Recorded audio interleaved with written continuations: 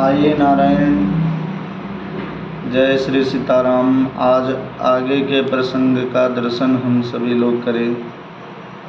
कल श्री गुरु चरण सरोज रज की व्याख्या हो चुकी है। अब आगे के प्रसंग को हम सभी लोग श्रवण करते हैं। जब ते राम ब्याही घर आए,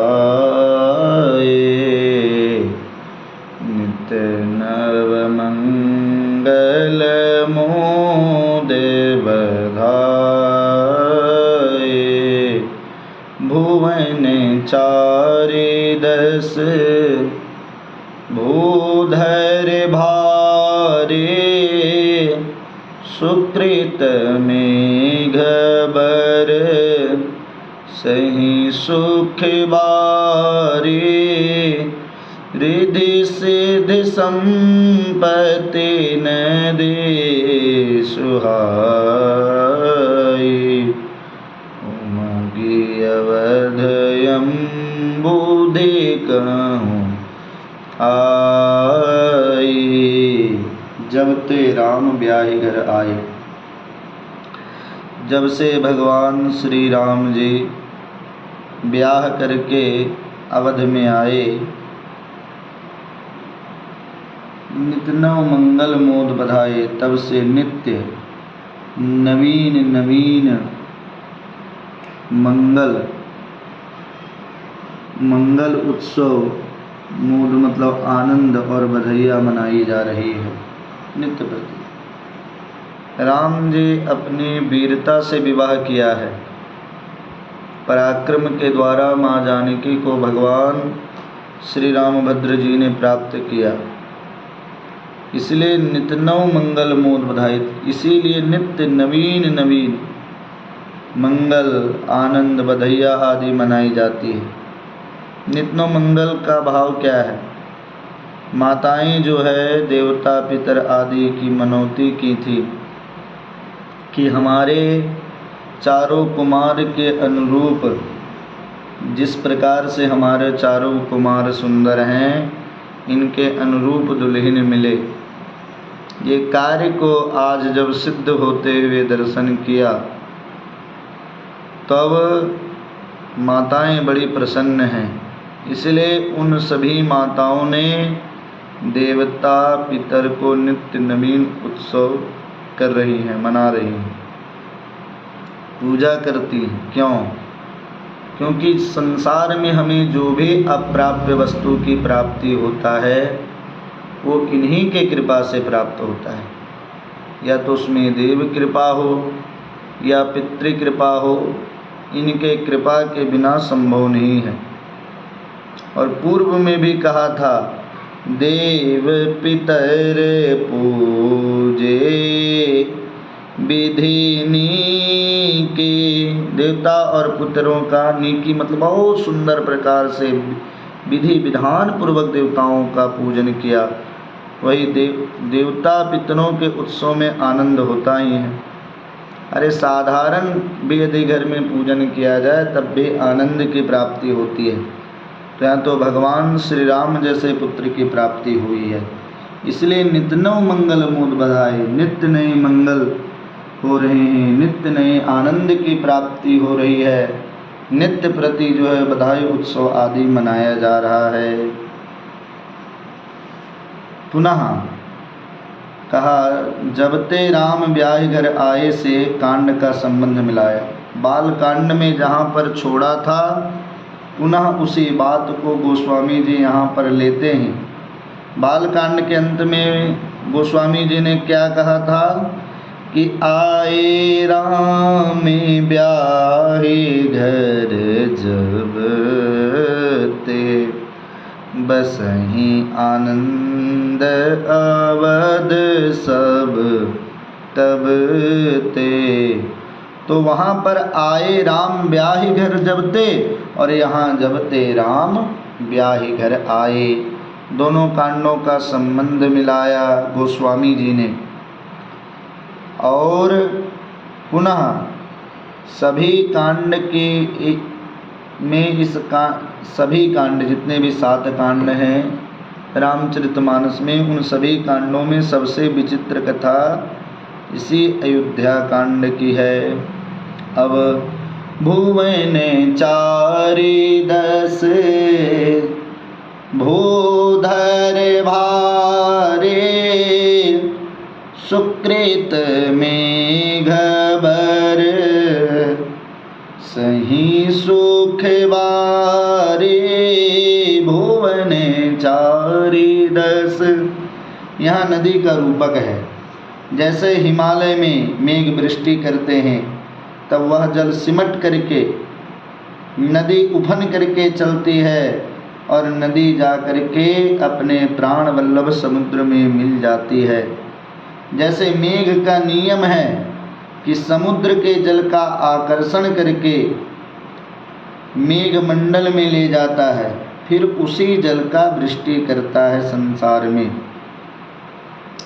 उसी प्रकार से तब वही जल सिमट करके तो कहते हैं भुवन चारि दस भूधर भारे।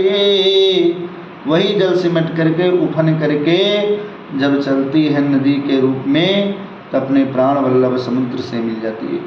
यहाँ पर वही रूपक गोस्वामी जी बांध रहे हैं, क्योंकि भुवन कितने हैं? 14 भुवन। लोकस्तु भुवने जने, 14 भुवन हैं।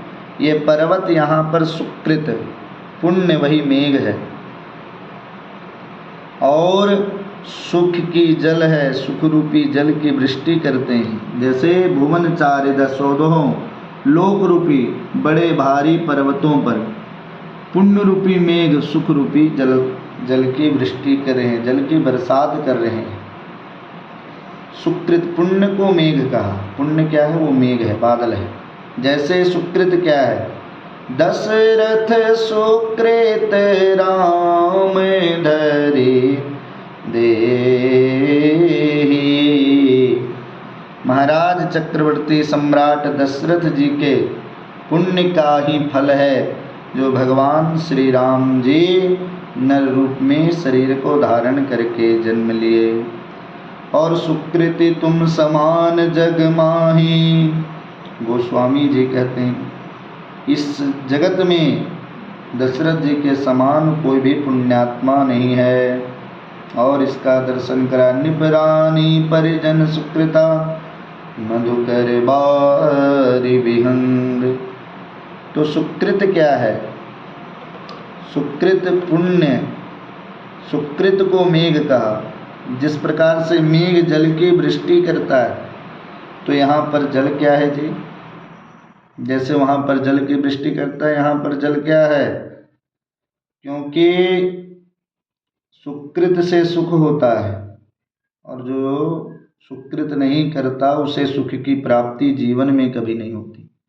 जीवन में यदि कदाचित मिल भी गया है तो बिना पुण्य का सुख तो वो टिकाऊ नहीं होता, वह स्थिर नहीं होता। गोस्वामी जी कहते हैं सिक्की सुख चाहई मूढ़ न धर्म रता। मूर्ख लोग सुख की तो इच्छा करते हैं लेकिन धर्म नहीं करते। और जब तक जीवन में धर्म नहीं करेंगे, जब तक जीवन में धर्म का हम सभी लोग आश्रय नहीं लेंगे, तब तक हमें सुख की प्राप्ति हो ही नहीं सकती। क्योंकि दुख का प्राप्ति क्या है? तो गरुड़ पुराण में भी आता है कि अदत्त दानाज भवे दरिद्रो दरिद्र भावाच करोति पापम। पाप प्रभावान नरके प्रयाति। पाप के प्रभाव से नरक की प्राप्ति होती है, और पुण्य की प्राप्ति से, पुण्य के प्रभाव से हमें स्वर्ग की प्राप्ति होती है। स्वर्ग क्या है? ऐश्वर्य संपदा आदि की प्राप्ति होना ही स्वर्ग की प्राप्ति है। सुकृत के द्वारा महत् पुरुषों का दर्शन होना ही यह स्वर्ग है। महान पुरुषों का संग की प्राप्ति होना ही यह स्वर्ग है। और वह महान पुरुष तब तक नहीं मिलेंगे जब तक जीवन में सुकृत पुण्य नहीं है। इसलिए वर्णाश्रम निज निज धर्मा निरत वेद पथ लोग चलहि सदा पावहि सुख ही नहीं भय शोक न रोग। अपने धर्म का पालन करें। श्रेयान् स्वधर्मो विगुणा परधर्मात् स्वनुष्ठितात् स्वधर्मे निधनम श्रेया परधर्मो भयावहा। तो अपने धर्म की पालन बिल्कुल श्रद्धापूर्वक करें, तभी हमें सुख की प्राप्ति हो सकती है। अल्पकाल के लिए दूसरे के धर्म का आश्रय लेने से भले ही सुख की प्राप्ति हो जाए, लेकिन अगर दीर्घकालिक सुख की प्राप्ति करना चाहते हैं, जीवन में यदि सदैव सुखी अपने आप को रखना चाहते हैं, तो उसके लिए जीवन में पुण्य तो करना ही पड़ेगा। तो अवध से ही सुख रूपी जल का आकर्षण करके, किसने? मेघ। अवध ही समुद्र है, और तो अवध से ही सुख रूपी जल का आकर्षण करके 14 भुवन में मेघ ने उस जल की वृष्टि किया। फिर वही जल सिमट करके नदी बन करके फिर समुद्र में जा करके मिल गई। और रिधि सिधि संपत्ति नदी सुहाए, उमगे अवधयम बुधे कहूँ ढाए। तो भैया यहाँ पर रिद्धि और सिद्धि जो है वही संपत्ति रूपी सुहावनी नदियाँ जो है उमड़ उमड़ करके आ रही हैं। रिद्धि से नवनिधि और सिद्धि से अष्ट सिद्धि, ये सुहाई नदी है, सुहावनी नदी है, अच्छी नदी है, जो उमड़ उमड़ करके अम्बुधि मतलब समुद्र। कौन? यहाँ समुद्र क्या है? अयोध्या वही समुद्र है। ऐसे अयोध्या रूपी समुद्र में उमड़ उमड़ करके आ गई। ये रिद्धि सिद्धि कहाँ पे आई जी? ये किशोरी जी के साथ में आई हैं। सब माँ जानकी की दासी हैं ये रिद्धि और सिद्धि। नवनिधि हैं। महापद्मश्च पद्मश्चा शंखो मकर कक्षपो मुकुंद कुंद नीलश्चा खरवश्च निधियो नवा। ये 9 निधियाँ हैं। और अष्ट सिद्धियाँ क्या हैं? अणिमा महिमा चेति लघिमा गरिमा तथा प्राप्ति प्रकामितम स्तम इति सिद्धया। यही संपत्ति ऐश्वर्य ये सुहाई नदी है। नारायण सुहाई नदी कहने का भाव कि रिद्धि सिद्धि कभी कभी असुहाई भी हो जाती है। यदि अपात्र के पास चला जाए, कुपात्र के पास चला जाए, तो यही रिद्धि और सिद्धि क्या हो जाती हैं जी? असुहाई हो जाती है। जैसे जो रिद्धि सिद्धि किसी को मार पीट करके, किसी से ज़बरदस्ती छीन करके, किसी से दुराग्रह पूर्वक जो अपहरण किया जाता है, वह रिद्धि सिद्धि असुहाई हो जाती है। जैसे रावण आदि राक्षसों ने क्या किया? रावण आदि को यही रिद्धि सिद्धि सुहाई हो गई। जो रिद्धि सिद्धि संपत्ति पुण्य से प्राप्त होती है, जो पुण्य रूपी वृक्ष से प्राप्त होती रिद्धि सिद्धियाँ, वे सुहाई होती हैं, इसलिए सुहाई कहा। और रिद्धि सिद्धि संपत्ति नदी सुहाई। रिद्धि और सिद्धि और संपत्ति रूपी सुहावनी नदियाँ हैं। अवध को समुद्र कहा, तब समुद्र में मणिगण होता है, रत्न होता है, पवित्र अनमोल रत्न होता है बहुत सारा। तो यहाँ पर रत्न क्या है? अवध रूपी समुद्र में रत्न क्या है? मणिगण क्या है? अनमोल वस्तु क्या है? तो उसका कथा हम लोग आगे श्रवण करेंगे। आइए, जय जय श्री सीताराम। आप सभी कथा प्रेमी, भगवत प्रेमी, राम कथा प्रेमी जिज्ञासु जुड़ करके रहें।